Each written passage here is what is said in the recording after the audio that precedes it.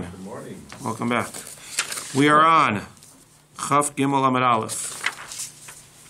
1, 2, 3, 4, 5, 6 lines. V'chilo makshi nami meha nami islahu pirchan. If you don't ask that question, then you can ask the following question. Uma b'makom shenitmu ba'alim b'sheret shemishalchin korbanoseihem lechatchila. If we know that if the Baal of the Korban becomes Tameh with a Sheret, he could still send his Korban to the Beis HaMikdash L'chatchila, Kohen Shenitma B'Sheret Eino Meratzeh. But the equivalent case, not a Baal becoming Tameh with a Sheret, but a Kohen being Tameh with a Sheret, he cannot be Meratzeh.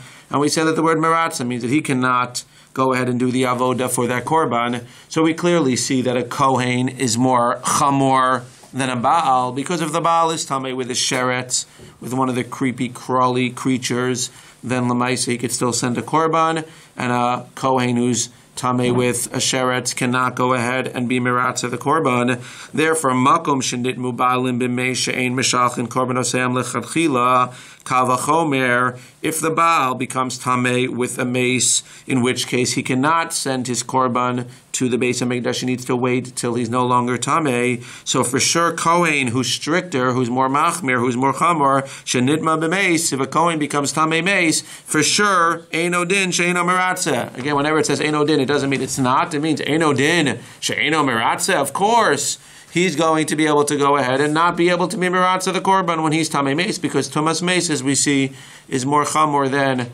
Tumas Sheretz. Says the Gemara Meisvei, Mipnei she'amru Nazir ve'ose Pesach hasitz miratzeh al tumas dam ve'enat sitz miratzeh al tumas aguf. If you have a Nazir, where you have a person who's bringing a Korban Pesach, so the tzitz will be miratzeh for tumas dam. What's that? That's the tuma of the Korban. If the Korban becomes tamei, then the tzitz can be miratzeh. The tzitz can affect and make that Korban good. Ve'enat sitz miratzeh al tumas aguf. But the tzitz cannot help if the person is tamei. Now, who could that be, the tumas aguf? It could be one of two people. It could either be the Kohen, or it could be the Baal, the one bringing it. B'mai, what are we talking about? So which type of tumah are we talking about? Eilima b'tumas sheretz. If we're talking about the tumas sheretz, and the Gemara clearly now is understanding that we're dealing with the Baal. So we're dealing with the Baal, and the Gemara says that by a Pesach and by a Nazir, and seemingly by all Korbanos, the tzitz is not miratzeh if the Baal becomes Tameh. Well, you just finished saying that the tzitz is miratzeh if the Baal is Tameh with the Tumas Sheretz, but the tzitz is not miratzeh if the Baal is Tameh with the Tumas Mace. So which one is it? Eilima b'tumas Sheretz, and you're saying that the tzitz is not miratzeh, ha'amar shochtin v'zorkin al Tumas Sheretz. You just finished saying that even if he has a Tumas Sheretz, forget about the tzitz being miratzeh. Again, the tzitz being miratzeh is after the fact. Tzitz being miratzeh is after the fact. After you bring it, when you're not supposed to, the tzitz is still miratzeh. You said that by Tumas Sheretz, he could even send it l'chadchila to the Beis HaMikdash. So it can't be that it's talking about Tumas Sheretz, ela Tumas Mace. It must be talking about Tumas Mace. Uktani einat tzitz miratzeh, and it says that the tzitz is not miratzeh. Alma nidmu ba'alim b'meis ein mishalchin korban the. So you clearly have a support and a proof that what? That if the Baal is Tumas Mace, he cannot send his Korban, and if he sends the Korban, einat tzitz miratzeh. That seems to be a good proof. Says Gemara, no. Lo, you can't learn anything from there. Idid mubalim b'meis hachanami. No. When it says einat tzitz miratzeh tumas aguf, it's not talking about tamei mace. And if the guy was tamei with a tamei sheretz or with a tamei mace, the tzitz could still be miratzeh. What's the case here where the tzitz will not be miratzeh? Says the Gemara, kigon shenidma kohen b'sheretz. It's talking about not where the Baal was tamei, where the Kohen was tamei. When the Kohen is Tameh B'Sheret, so that's where the tzitz will not be miratzeh. So again, it comes out according to this, that if the Baal is Tameh, whether he's Tameh B'Sheret or he's Tameh with if he's Tameh B'Sheret, he could send his Korban. If he's Tameh with mace, then the tzitz can be miratzeh. What's it talking about? A case where the tzitz cannot be miratzeh? The tzitz cannot be miratzeh in a case where the Kohen is Tameh B'Tumas Sheretz. Rashi points out that you don't have a kal v'chomer by a tzitz, which means that the tzitz is a separate halacha. It's halacha from HaKadosh Baruch Hu. Therefore, you don't say kal v'chomer that if the Kohen, the tzitz is not miratzeh when the Kohen is tamei with a tumas sheretz, so then for sure the tzitz cannot be miratzeh when the Kohen is tamei with a tumas mace. There is no kal v'chomer like that, and it's possible that the tzitz could be miratzeh. It's possible that the tzitz could be miratzeh when the tzitz could be meratza by a mace, even if it's not by sheretz, which is interesting because we just made the kal v'chomer on top. But that's what we're going to see. But right now, the Gemara is saying, "Nidma kohen b'sheretz." The kohen was tamei with tumas sheretz, and the tzitz would not be meratza when the kohen is tamei with tumas sheretz. We'll see what happens when his kohen is tamei with tumas mace. But the point is that the baal, if he's tamei with tumas sheretz or even with tumas mace, the tzitz will be meratza. So that's what we're holding right now. Tuma with tumas sheretz, the baal can bring the korban. Tuma with tumas mace, if he brings it, then the tzitz is going to be meratza. If the kohen is tamei with tumas sheretz, then if he does the avoda, the tzitz will not be meratza that korban. Says the Gemara, there's only one problem. You're explaining the reisha now. When it says that tzitz is not meratza, you're explaining the reisha as being what? You're explaining the reisha as being that tzitz is not meratza by a kohen who becomes tamei with a sheretz. So that means that seemingly the seifa will be dealing with what? Will be dealing with a kohen who's tamei with a sheretz. Says the Gemara, hachi ema seifa nidma, seemingly a kohen who's nidma bitumas hatahom, hatzitz is meratza. There's a case where the tzitz will be meratza. What's tumas hatahom? What does it tahom mean? Anybody? Tahom means deep, the depths. So if you have something buried deep down, we know that not only if you touch something you become tamei. There's something called tumas hatahom, where if you would pass over, like a equivalent of like a grave today, right? If you touch the tombstone, there's no problem touching a tombstone. The problem is that the tombstone seemingly is over a body. So tumas hatahom is the body that's buried underneath the ground, or it's a sheretz that's buried underneath the ground. So you see over here that if a kohen is tamei with a buried object, if the kohen passes over tumas hatahom, then the tzitz can still be meratza. So it comes out now the reisha saying that if a kohen touches a sheretz, tzitz is not meratza. But if a kohen passes over, seemingly again, if we're going to make the equivalent, then the sefer would be a kohen passes over a sheretz, then what? Then the kohen would be able to be meratza. It's not as strict. It's not as big of a deal as if he touches a sheretz. Says the Gemara, but the problem is Hatani Rabbi Chia lo amru tumas hatahom elo lemeis bilvad. It says that the tzitz is meratza by tumas hatahom only by a mace. And like I said, just because it's tumah of a mace, it's going to be meratza. It doesn't mean a tumah of a sheretz. Lemeis lemute my lav lemute tumas hatahom to sheretz. That seems to imply that if a kohen passes over a sheretz that's buried underneath the ground, then what? The tzitz will not be meratza. And what did you just finish telling me in the reisha? You just finished telling me in the reisha that what? Nitma tumas, right? Ve'enat tzitz meratza al tumas haguf. We said it's not tumas sheretz. For sure, tumas sheretz is fine. So if you're going to go in and you're going to tell me tumas sheretz across the board, so then it seems to be excluding and saying that what? That a kohen will not be, the tzitz will not be meratza by tumas sheretz. So it comes out that if a kohen touches a sheretz, right? What comes out in the reisha? If a kohen touches a sheretz, we said shodim v'zorgla tumas sheretz, right? We said if a kohen comes out, even though that was talking about the baal, but we seem to be saying that if a kohen touches a sheretz, he's still going to be able to have the tzitz meratza, maybe, right? So too, what was the reisha again? I want to make sure everybody's on the same page. What did we say? We said idin mubalim meis hachanami hachamaiskin gon shenidma kohen b'sheretz. When the kohen is nidma b'sheretz, it says ein hatzitz meratza al tumas haguf. Right? The Torah says that if the tzitz is not meratza for tumas haguf, that if the kohen goes ahead and is tamei with a sheretz, then the tzitz is not going to be meratza. Says the Gemara, nidma tumas hatahom hatzitz merabatani lo amru tumas hatahom, that the tzitz meratza ella lemeis bilvad. But now it comes out that at the seifa now, again, if the reisha is talking about a sheretz, so it comes out again that if a kohen touches a sheretz, then the tzitz will not work. Okay, fact number one: kohen touches a sheretz, the tzitz will not work. Fact number two, if you take that to the seifa, is that if a kohen passes over a sheretz, then the tzitz will be meratza. Okay? Touches a sheretz, tzitz doesn't work. Passes over a sheretz, tzitz works. Passes over a sheretz that's buried under the ground, the tzitz will work. Okay? So now we got kohen touches sheretz, he's out of the picture. Tzitz doesn't work. Kohen passes over a sheretz, tumas hatahom, the tzitz will still work. The problem is, we have the third brisa. Again, we're really only asking on the second part. But now we have this brisa that says, Hatani Rabbi Chia, lo amru tumas hatahom ela lemeis bilvad. We, Rabbi Chia says, hold that the tzitz only works when the Kohen passes over a mace, not when he passes over a sheretz. Well, you just finished telling me what? That when he passes over a sheretz, the tzitz will work. Says the Gemara, lemeis lema'ute mai. What does it mean that it'll work when he passes over a mace? That seems to imply lav lema'ute tumas hatahom de sheretz. That seems to imply that if he passes over a sheretz, it will not work. Says the Gemara, lo lema'ute tumas hatahom de ziva. No. So it comes out that ena chanami. This price, Rabbi Chia works with the seifa. Again, Kohen touches a sheretz, he ruins himself for tzitz being miratzah. He passes over a sheretz, it works. What does it mean here that if he passes over a mace, it works? Which seems to imply if he passes over a sheretz, it doesn't work. No, it's not excluding a sheretz, it's excluding a ziva.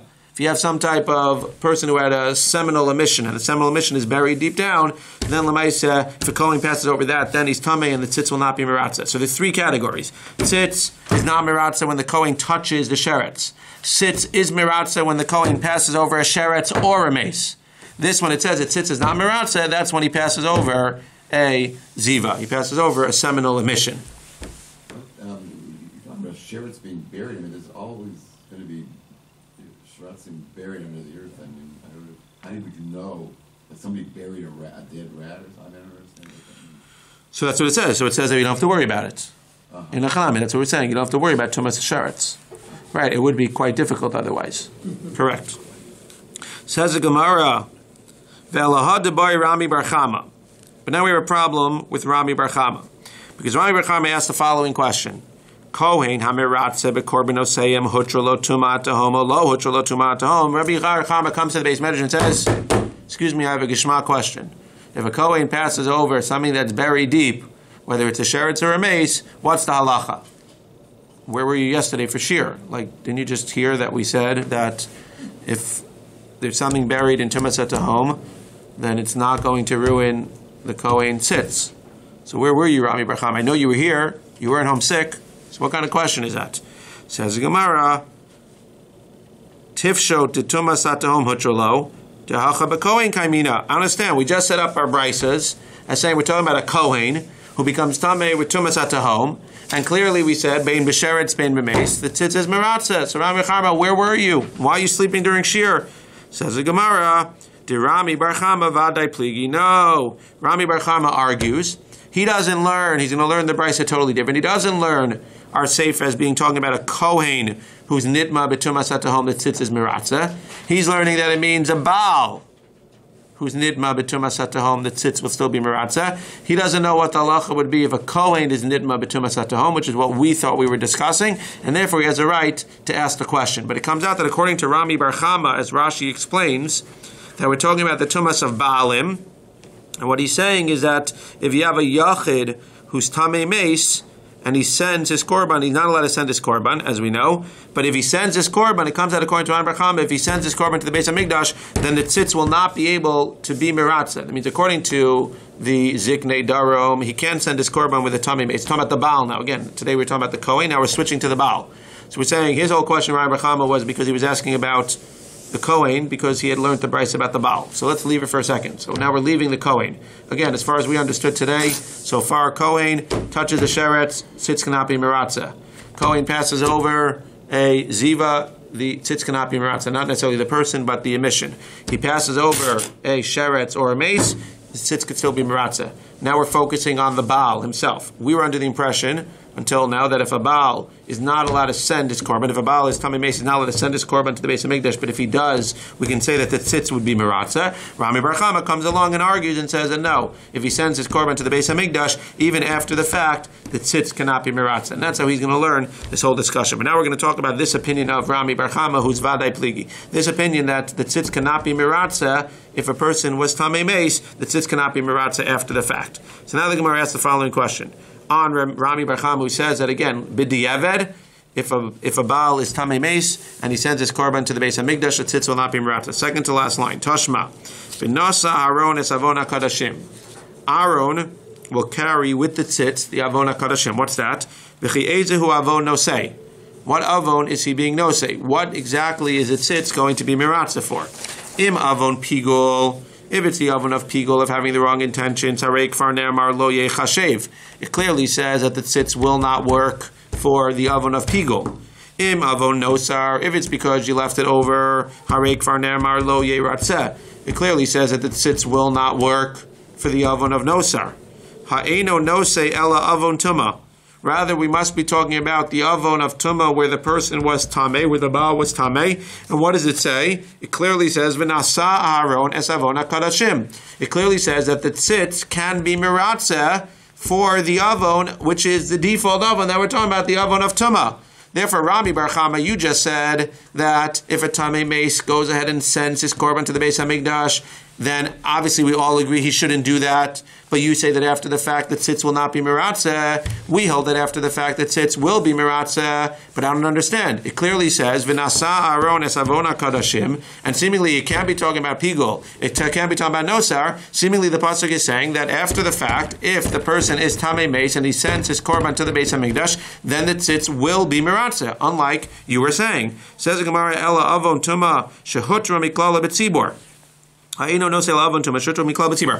the chiddush? What's the svara to say that a tzitz would work by tuma? That even though it won't work by nosar, it won't work by pigul, it will work b'diavad, that tzitz will be miratzeh a person who is tameh, because we know that there are certain kulas that apply to tuma as it is. We know that tuma hutra b'tzibor. We know that if the people are tameh, if most of the people are tameh, then they could still bring a korban tamid, they could still bring a sacrifice. So since we see that in general there are certain leniencies when it comes to tuma, therefore we could say another leniency when it comes to tuma is not when we're dealing with a korban tzibor, but when we're dealing with a korban of an individual who's tamei, even though lecharchila he shouldn't be sending his korban to the Beis HaMikdash, since we see that when we're dealing with a communal offering by tuma, by having the people being tamei, we're going to have a kula that we're going to say tuma hutra b'tzibor. So too when we're dealing with an individual who's tamei, we're going to have a kula, and we're going to say that if in fact he sends his korban to the Beis HaMikdash and he's in a state of tuma, then enachanami we will say b'diavad the tzitz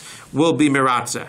Says the Gemara, my tuma. What tuma are we talking about? So again, seemingly we're talking about tumas mace, which is why it's a question of Rami Bar Chama. If it was a question of tumas sheretz, then it wouldn't be a question of Rami Bar Chama. He wasn't talking about tumas sheretz. He was talking about the baal being tamei with tamei mace. Eilima mi tumas sheretz heicha ishtari. So the Gemara says we can't be talking about tumas sheretz because what was your whole svara? Your whole svara was what? That we're going to be miratzeh in this specific case because by tuma hutra b'tzibor, whatever this tuma is, when it's a tzibor, we allow the tzibor to bring it even though they're tamei with this specific tuma.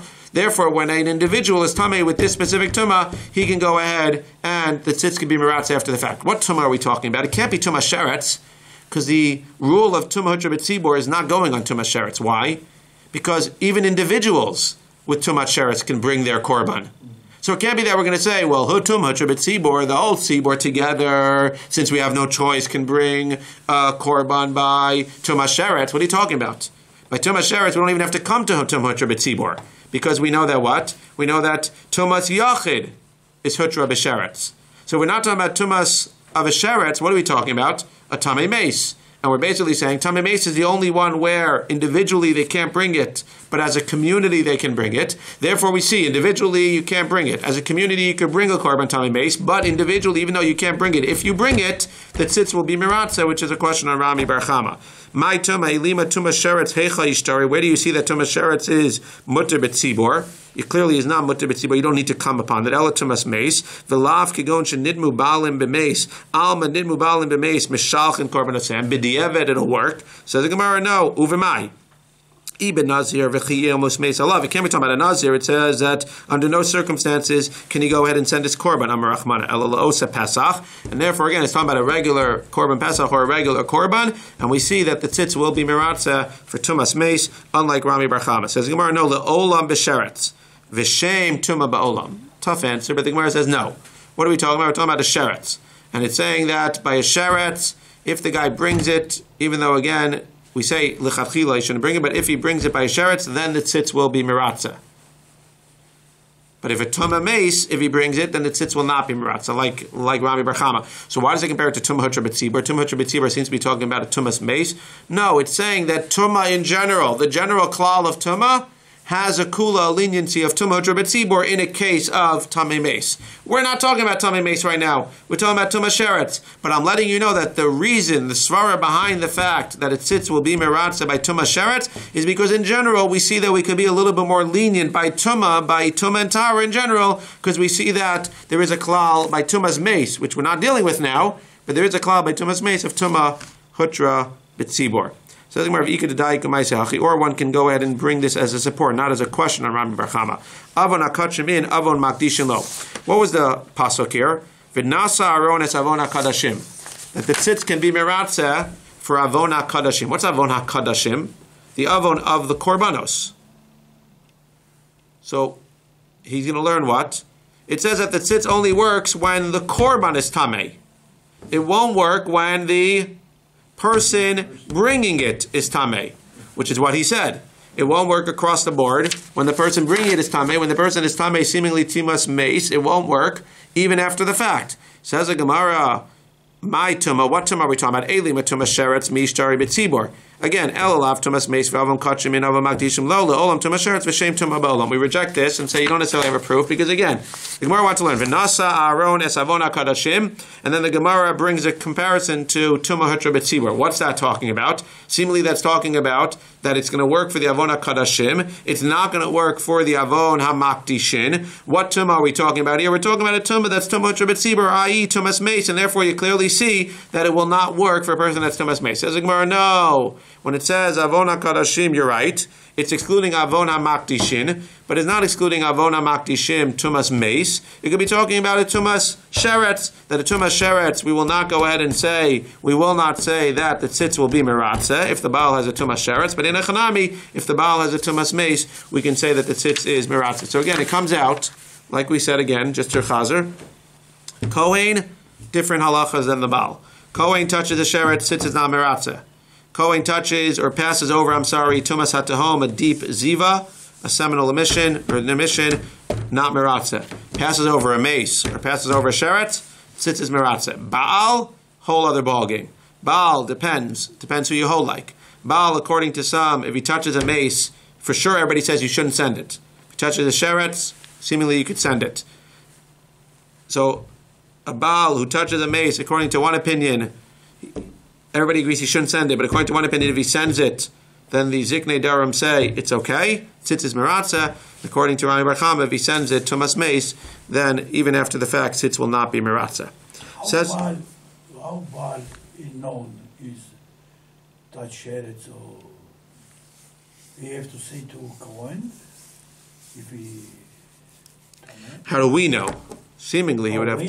Seemingly, he would have to tell him. Yeah. Honest guy. Well, the whole thing of korbanos has to be an honest guy. If he's not honest, then it's not going to work. Today we cannot work. Today, that's why there's no korbanos today. It wouldn't work. Yeah. Everybody's going to be tahar. Another korbanot. Yeah. Says the Gemara, Yoshev. Yoshev. No. So Yoshev, what's Yoshev? Yoshev says that if the Kohen is sitting, so then the avodah is not going to work. Says the Gemara, Minalan, where do we know this from? Amar Rava, Amar Rav Nachman, Amar Kra, La'amod l'shares. The pasuk says, La'amod l'shares. You're standing up to do the service. La'amida becharti v'lo liyeshiva. Kadosh Baruch Hu says, I chose you to stand up and not to sit. So La'amod l'shares says you need to stand up during the avodah.